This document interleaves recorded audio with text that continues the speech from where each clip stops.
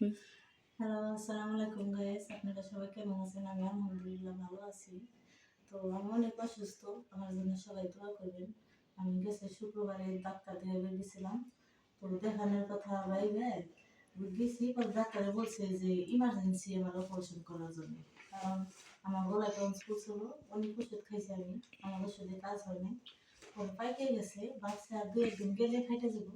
এই জন্য আমার ইমার্জেন্সি ভাবে ডাক্তার দেখাবে গেছি, ওই অবস্থা আমার অপারেশন করছে তারা। পরে আজকে আবার এই 8 দিন ওষুধ খাইছি, অনেক টাকা গেছে আমার পিছনে। তো টাকা যাক, যদি পয়সা থাকি টাকা পয়সা কামাইতেই পারি। সবাই আমার জন্য দোয়া করবেন। তো আমি আজকে আবার ডাক্তার দেখাতে গেছিলাম, পরে দেখে আবার প্রেসক্রিপশন লিখে দিছে, আবার ওষুধ দিয়েছি, অনেক ওষুধ দিছে। তারপরে গলাটা গড়গড় করার জন্য ইয়ে দিছে, এই সিরাপ দিছে একটা, 2টা দিছে 2 রকমের।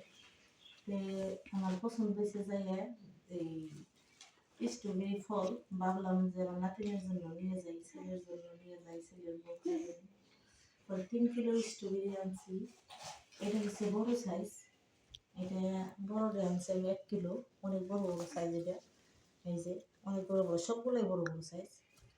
আর 1 কিলো আনছি বড়ই, 1 কিলো আনছি আমি ওই যে বটবট কি বলে এটারে, মটর মটর কলাই, মটর কলাইয়ের সিম এটি খিচুড়ি রান্না করতে ভালো লাগে। তারপর ডাল রান্না করে খাওয়া যায়, যে যেরকম ভাবে খায়, সবজি তরকারিতে দেওয়া যায়। আর এখানে আছে স্ট্রবেরি, একটু ছোট, এটার সাথে একটু ছোট, আবার একবারে ছোট না, একটু ছোট, মানে সব মিলাই বড় ছোট মাঝারি একটু মিলাই। এটা আছে 2 কিলো, এটা আছে 1 কিলো। আর এই জন্য আনছি ওষুধ আমার জন্য সবাই। তো গাইস দেখুন আমার নাতনি দিয়েছে, আপু এটা ধুয়ে খাওয়া লাগবো, ময়লা গেছে, ধোয়া ছাড়া খাওয়া যাবে না।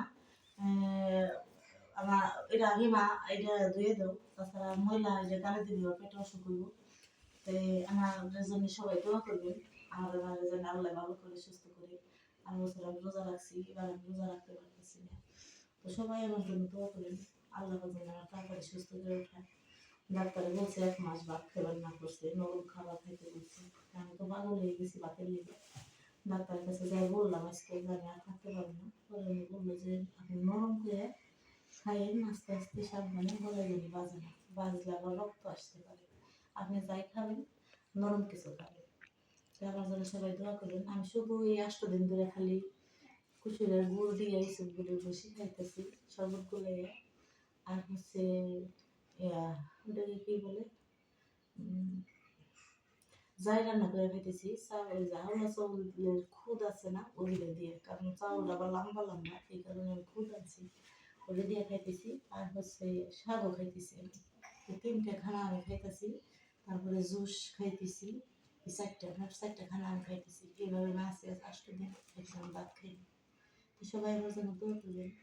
আমি আপনাদের সবার জন্য দোয়া করবো, আল্লাহ পাক যেন আপনাদের সবাইকে ভালো রাখে, সুস্থ রাখে। আমাকেও আপনারা সবাই দোয়া করবেন, আল্লাহ যেন আমাকে ভালো রাখে, সুস্থ রাখে, টাকা যেন আমাকে সুস্থ করে দেয়। আমি কাজ ছাড়া বসে থাকতে পারি না, আমার অনেক খারাপ লাগে। সবাই আমার জন্য দোয়া করবেন, ভালো থাকবেন, সুস্থ থাকবেন, আল্লাহ হাফেজ।